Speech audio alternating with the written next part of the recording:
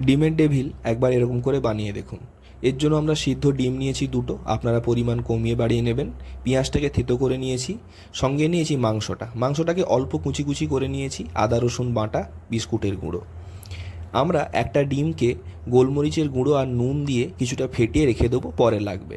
একটা কড়াইতে একটু সর্ষের তেল দিন, তারপরে পেঁয়াজ, আদা রসুন, হলুদ গুঁড়ো, পরিমাণ মতো নুন দিয়ে ভালো করে কষিয়ে নিয়ে মাংসটা দিয়ে দিন। এরকম কালার এসে গেলে জিরে, ধনে গুঁড়ো, কাশ্মীরি লঙ্কার গুঁড়ো দিয়ে দিন। আমরা এখানে ঝাল লঙ্কার গুঁড়ো দেবো না, আর দিয়েছি একটুখানি ভাজা মশলা। তারপরে মাংসটা তুলে নিয়ে সেই কড়াইতেই আমরা সাদা তেল দিয়ে দিয়েছি।